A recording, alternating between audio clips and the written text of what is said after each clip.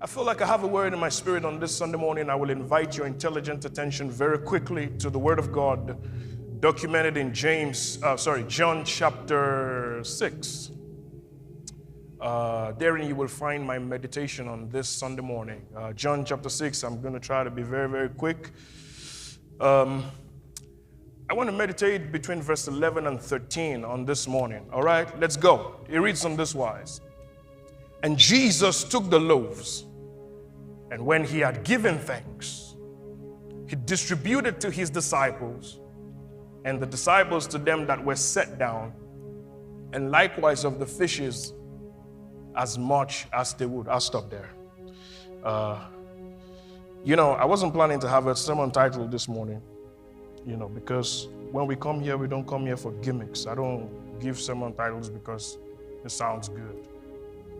But in the early hours of the morning, as I was doing my personal prayer, I felt the light of God shining down my room. And the Holy Spirit was giving me that very simple analogy where they talk about thinking outside of the box. And he says to me, the reason we think outside of the box is because the box represents restrictions and limitations. And every now and again, when we're told to think outside of the box, we've been told to think outside of what we're comfortable with, outside of the things that limit us, and outside of our limitations. And I said, Lord, what are you talking about? I said, when you get a church, tell them on my behalf. So, you ready?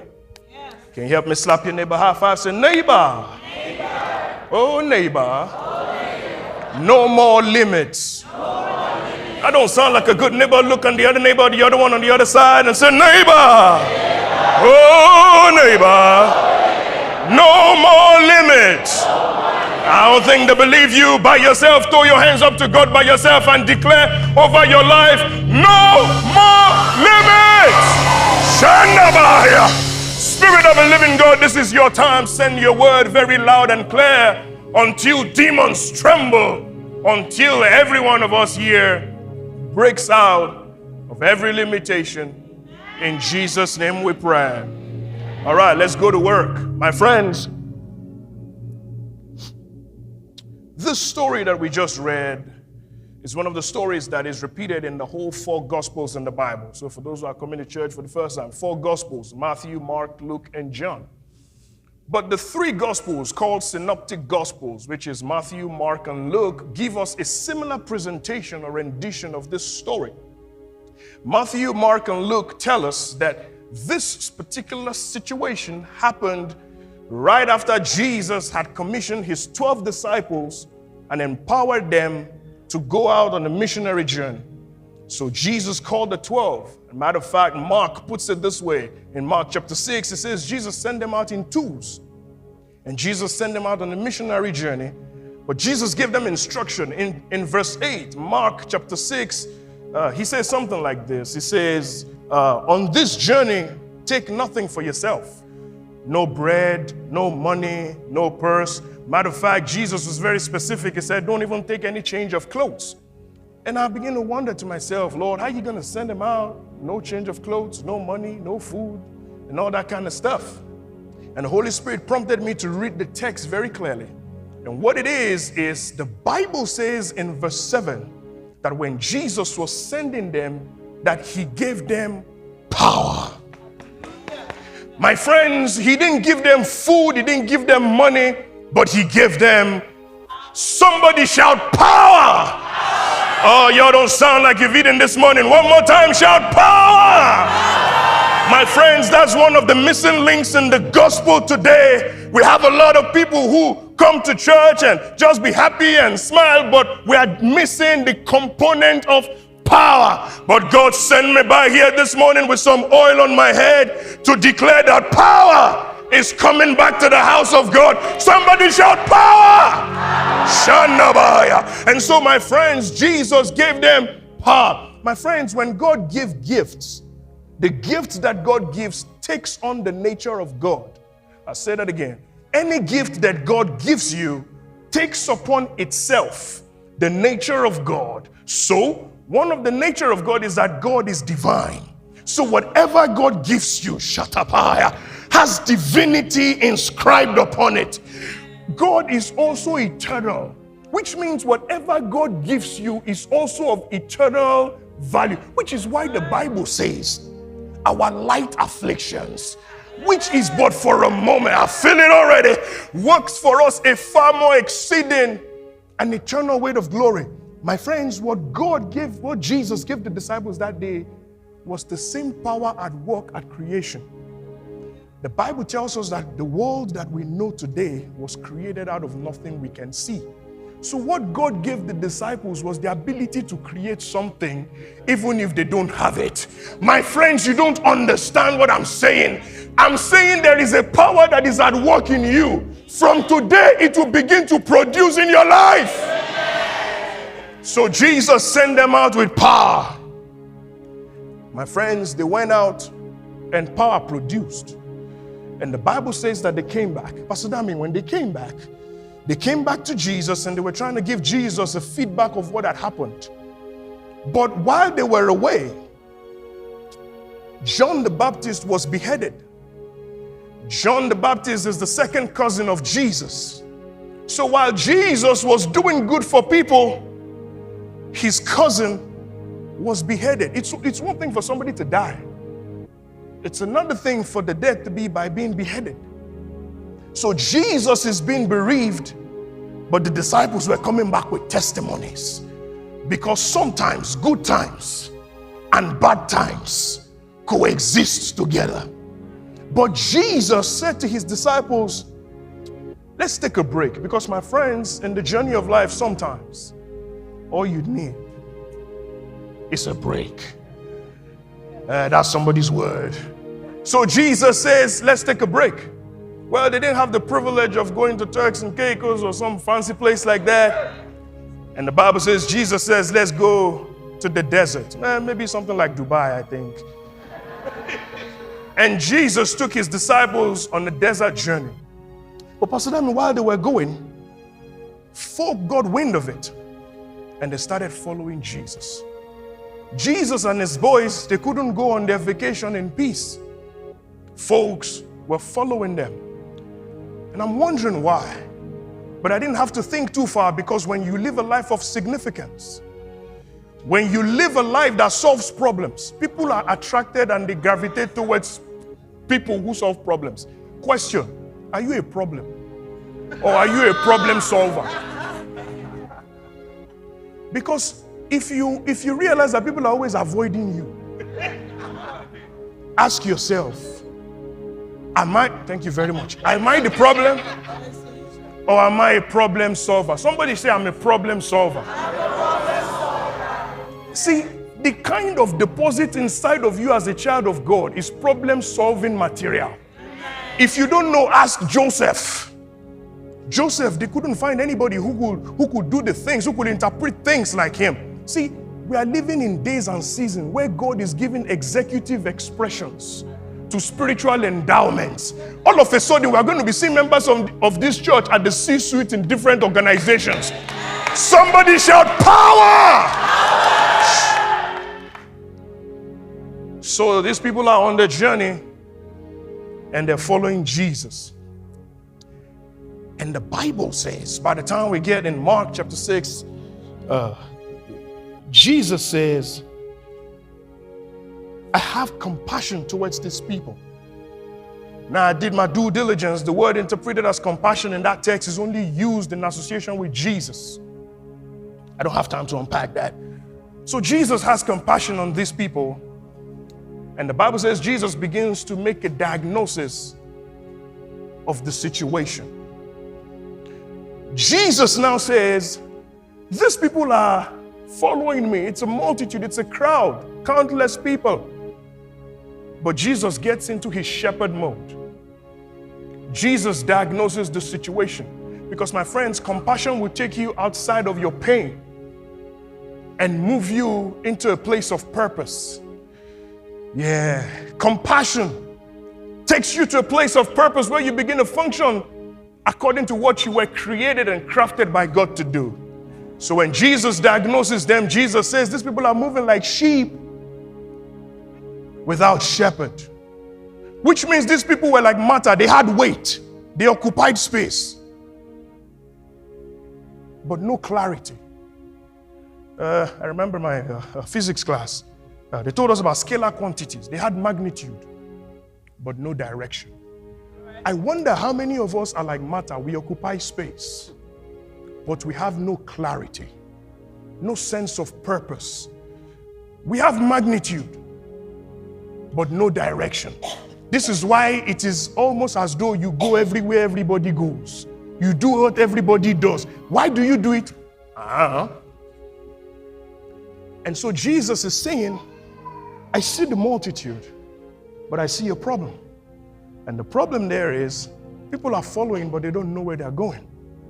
And sometimes it's possible for you to be in the crowd, but the question is, are you following the Christ? The problem was that they were moving with the multitude. The problem is, are you moving with the master?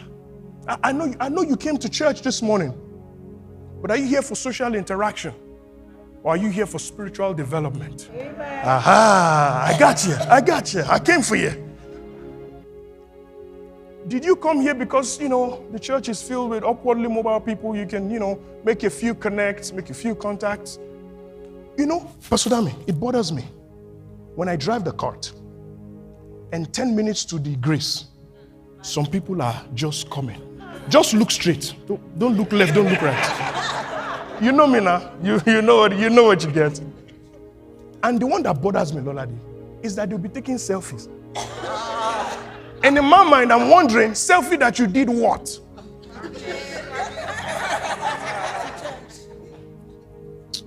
Those people say I should keep to time. So let me focus. My friends, I must ask you this question. Are you here for the chicks? Or are you here for Christ? Aha. And my dear sisters, better be mindful. Don't let one boy that is sheep without shepherd come and use stale bread and pack your stew, freshly made stew away. I said what I said. Because any man or woman who is not following God is not worth your time. Talking about I've been coming to the church for 10 years. What's the name of the pastor of the church? Let me focus. So Jesus says, I notice there's a sense of ignorance here. And my friends, nothing drives away ignorance like sound doctrine and sound teaching of the Word of God. This is why we come to church, so that we can be indoctrinated with the Word of God. The last time I checked, forever, O Lord, your word is settled in heaven. And so the Word of God, the Bible puts it this way. Psalm puts it this way. Psalm 119, it says, thy word is a lamp unto my feet, light unto my path. I said, the entrance of your word gives life. So if your life is lacking of direction, clarity, and vision, you need the Word of God. And you have no excuse. Because instead of listening to Uncle Ashake every other now and again, you can as well get on YouTube and you can see videos from the church. And, if you don't like me because I run up and down the place, it's okay. You can see PF. At least PF stands here. Pick your choice.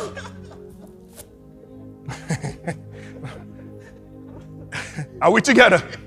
Are we together? Yes. Can we go forward? Yes. All right. So Jesus does this and Jesus begins to teach.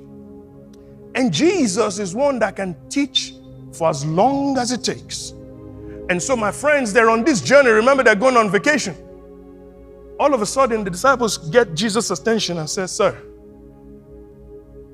we just want to let you know, we have already passed by my shasun. We didn't get raw food to cook. We've passed by honey-dipped fingers. We didn't get ready-made food. Sir, in case you don't know, we're now in the desert. And right here, there is no raw food. There is no cooked food. Problem. And so Jesus is here on the account of his disciples, and they're pointing out to him that there's a problem. There's lack. And so Jesus is asking them, where am I going to get food to feed these people? And the other gentleman says, oh, well, even if we have 200 penny worth of food, it's not going to be enough. I was resisting the temptation to talk about that guy. But Philip, the simple question, where would we get food? Simple. Here or there, right? Uncle began to give analysis, economic report of what they did not ask him. But there was a gentleman there. His name was Andrew. My friends, every one of us, we need an Andrew in our lives. Amen. Amen. Andrew is the one who says to Jesus, there's a young lad here who had 5 loaves and 2 pieces of fish. My friends, I am praying that you will enter into a new season with some Andrews who may not solve the problem, but it can point you in the right direction. For some of us, the problem is that we've been pointed in the wrong directions. You need an Andrew. You too. Make sure you are Andrew to somebody. So Andrew identifies something in the crowd and says, we have 5 loaves and 2 pieces of fish. But before they got to this particular place of identifying 5 loaves and 5 loaves, the disciples told Jesus to send them away. And that bothered me, Pastor Femi. It bothered me because sometimes the folks who are closest to the church, the folks who supposedly know God, are the folks who end up sending people away. Are you one of those sending people away? The disciples were saying to Jesus, Jesus, it's like they had a penchant for always wanting to send people away. And the problem for me, Pastor Dami, is this.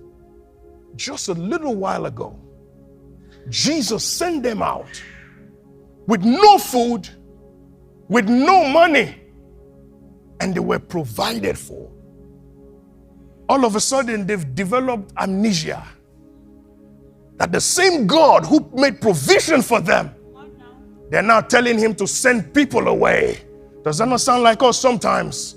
The same thing God delivers you from, you are quick to condemn and criticize other people about. The same God who saved you is the same God that should deal with them, that should punish them. Why doesn't he punish you? The guys told Jesus to send them away. But I just want to pause and thank him for being the kind of God who doesn't send people away. See, you know, when you look at your own life by yourself with nobody helping you, when you look at yourself, you know God should have sent you away. Don't you know? Do you not know the things that, or you want me to begin to read you people's mail? Can you just pause for 30 seconds and let's just give God the kind of thanks, the kind of appreciation of somebody who knows that he is grateful that God did not send him away, that God did not give up on you, that when folk wrote you off, God stood with you, that left for people, they will have kept you down, they will have kept you dead. But Jesus refused. Jesus said, no. Thank you, God, for not sending me away. Thank you for not giving me to the wishes of my enemies. Thank you for fighting my battles for me, Jehovah, my defender. Thank you. And so, my friends, Jesus refuses to send them away. And here comes the young lad with the 5 loaves. And the young lad gave his 5 loaves. My friend, picture this. When he gave his 5 loaves and 2 fishes, he had no idea what was going to happen to him. Matter of fact, I was querying the text. And Pastor Femi, I'm thinking to myself, I wonder if that was the only person who had something that could be shared. I don't believe he was the only one. But I cannot say what the Bible did not say, because the Bible is silent about that. But I cannot help but think that perhaps there were other people who had something to give who did not give. Question, with all that God has given you, how many people are going hungry because you kept your 5 loaves and because you are holding on to your 2 pieces of fish that will not even be enough for you tomorrow?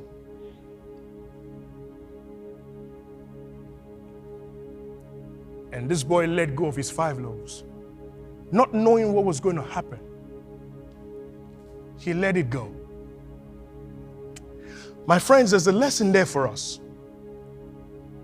It is the fact that what are you doing with the 5 loaves that God has given you? Who is being blessed on the account of your life? Let's take it up. Let's take it up from the family. Your nuclear family. Do you not know that there are some people that even their nuclear family, in case you don't know, nuclear family, father, mother, and children, that their children don't get to enjoy what God has blessed the parents with? Are there no parents like, I believe they're not in this church. They're not here, but maybe you know somebody like that. Are there no people who have siblings who live in deplorable conditions, yet you feel proud of yourself? Slapping on designer after designer, after designer after designer, yet people around you are hungry. Let me know if possible. Let us not even go to maybe people in the church or people in the neighborhood. Your immediate family. Your parents. Your parents finish sending you to school. All of a sudden, they don't deserve the good life. Abi? Let me tell you, the things you do today, they are seeds that you are going to harvest tomorrow. The 5 loaves. Let me bring it to church. You come to church every Sunday. You have been coming to New Covenant House for the last 10 years. God bless you. Well done, sir. You are more present in the church than even the musicians. You do well. What's your involvement? What's your participation in the progression of this church? Are you vested in this church from any stand? I'm not even talking about money. I'm going to talk about money. But are you vested in this church in any way? You say, well, I come. I'm present. Well done. But yet, when it comes to giving, when they say it's time to give, all of a sudden you begin to receive phone calls. May phone call not kill you there. God has given you 5 loaves. And yet the church does not benefit anything from the blessing of God upon your life, and you feel okay, you feel comfortable. You say, well, I love the golf cart, you know, that church, they're comfortable. I love the golf cart. Very good, well done. You love golf carts. You don't know that the golf cart runs on some electricity, Abi? Oh, you thought it's free. You don't know they pay for electricity to charge it. Meanwhile, God is blessing you. Meanwhile, you are getting increase. Meanwhile, God is prospering you. And you live in prosper. And yet, you find no way where God can fit into your schedule. Let me move on. This guy then gives what he had. When he gave it, Jesus took it. See, the giving cycle is not complete just because he let it go. The giving cycle needed to be complemented with thanksgiving. And when Jesus received it, the Bible says he gave thanks. When Jesus was giving thanks, it was still 5 loaves and 2 fishes. Nothing changed. By the time Jesus began to give it to his disciples, the Bible says everybody was filled, everybody was full, and they ended up with 12 baskets. My friends, let me say this. See, our perception around giving, our perception about generosity has to be changed. Amen. When we view generosity from the perspective of what leaves us, we run the risk of reducing generosity to just losing. But there's nobody who ever gives anything in the hands of the master.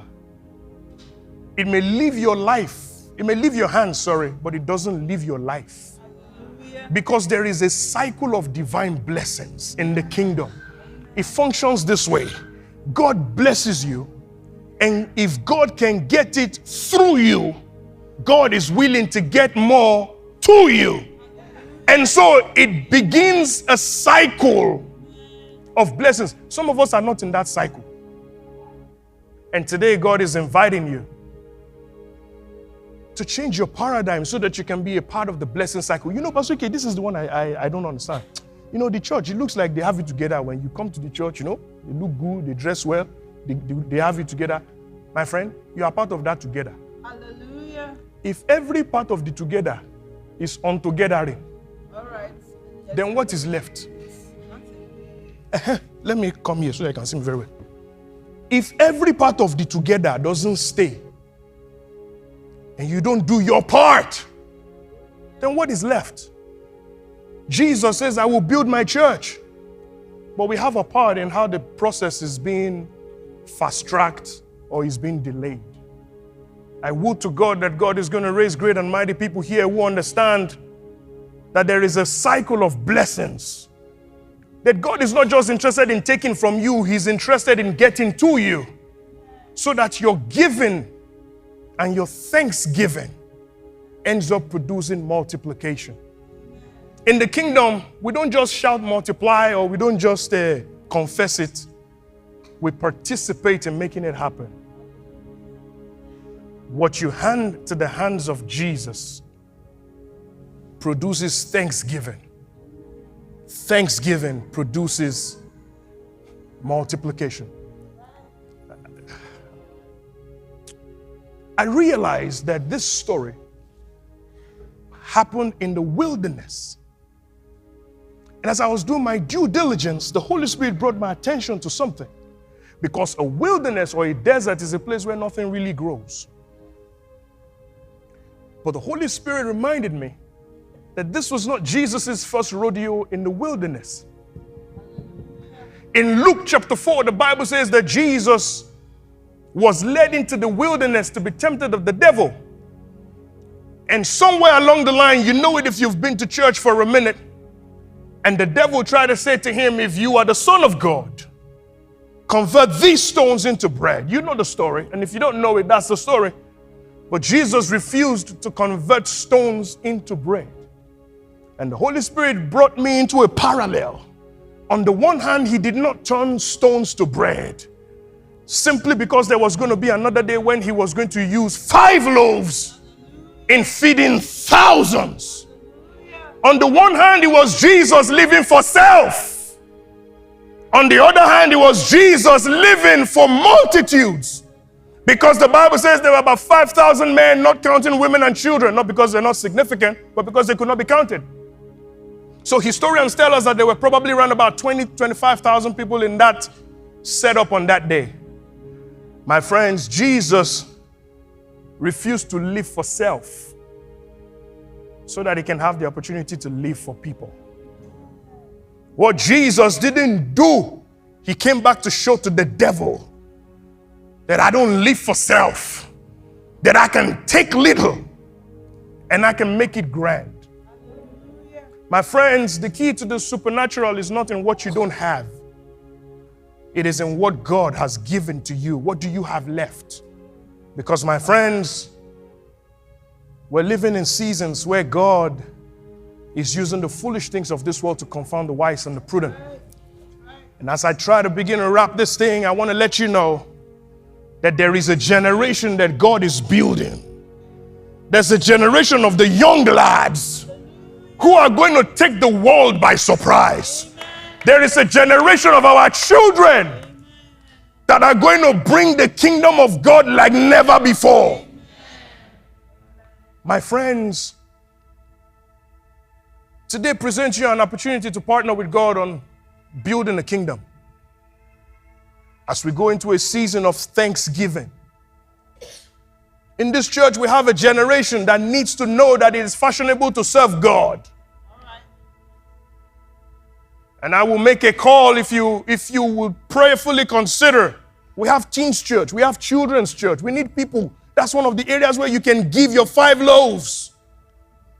That you can volunteer to serve in those departments so that those children can understand that there is power within them. So that they can know that it's still fashionable to love Jesus. You can dress well and still speak in tongues. You can look good and still cast out devils. Serve. And if you feel like you don't have time to serve, let's send your money on an errand. We'll be able to hire people who can do what you're not willing to do. At the end of the day, my friends, He took 5 loaves. He blessed God. He refused to send them away. Let me end by saying this. Anything you avoid and evade without confronting will soon gain mastery over you. I say that again. Anything you fail to confront, but you choose to evade and avoid, is getting ready to gain mastery over you. Yes. Which is why Jesus stayed with the situation. He faced it once and for all, so that he can show them that when you face it, you can conquer it.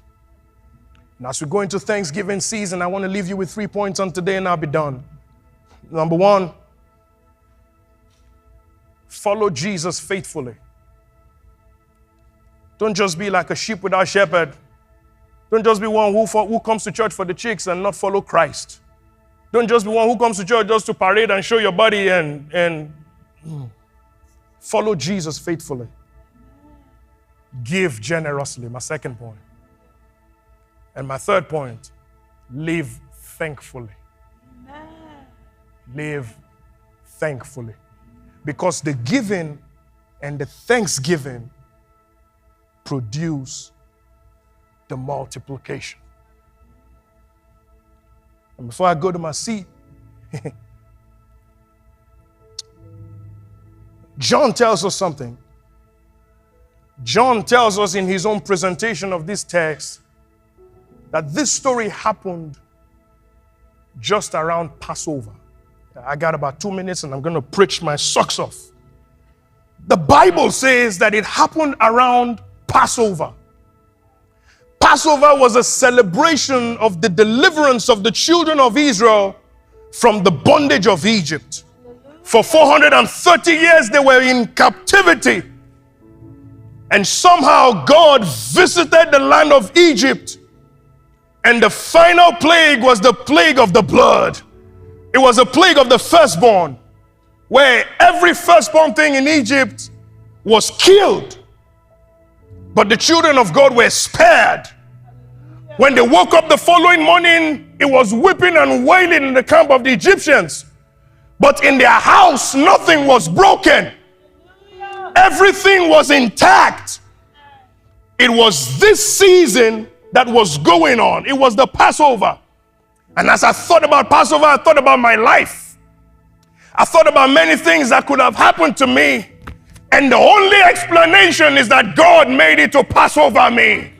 I don't know if you think about your life and the events thereof, that you can think and see that the hand of God made some things pass over you.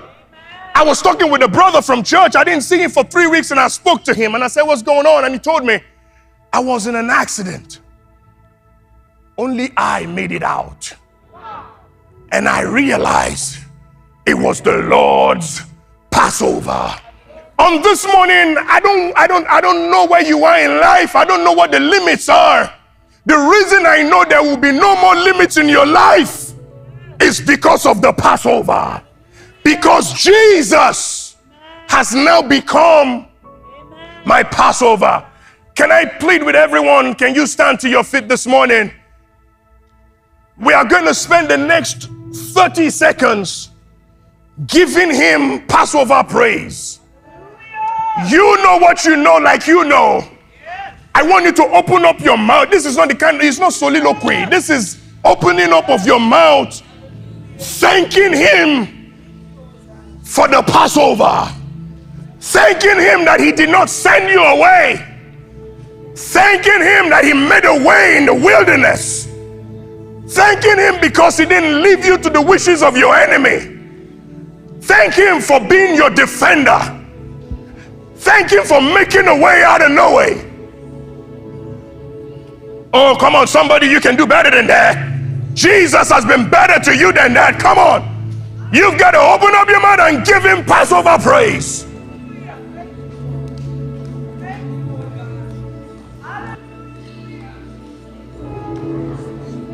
Oh, I can hear you.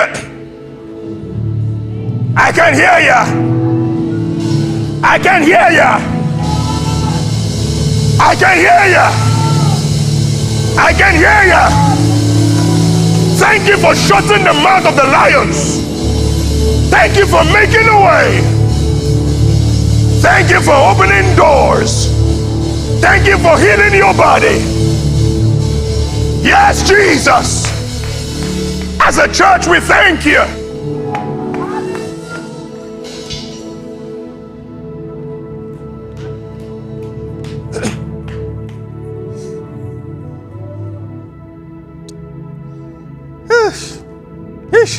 I promise I will not take too much of your time, but there's a song in my spirit. From my spirit to my soul, until my voice be echoed, you are worthy of my worship. Worthy. Y'all do it? From my spirit to my soul, until my voice re-echoes, you are worthy of my worship. You are worthy. One more time, all over this place. From my spirit to my soul, until my voice. Hey, you are worthy of my. You are worthy of my praise. From my spirit to my soul, until my voice. Shatabakapaya. Worthy, worship. You are worthy. Is he worthy from your spirit to my soul, until my voice? Hey, you are worthy. You are worthy. One more time, spirit to my soul, until my voice.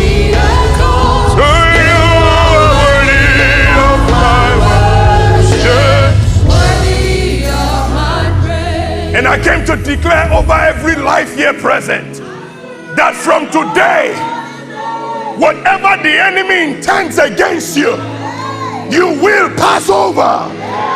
In the name of Jesus, the anointing to pass over is coming upon your life. There shall no evil befall any one of us. In the name of Jesus. Can you shout Passover 3 times? 1, 2, go. 2, 3. Somebody give God a shout of praise. Oh my name is Shags and I approve this message.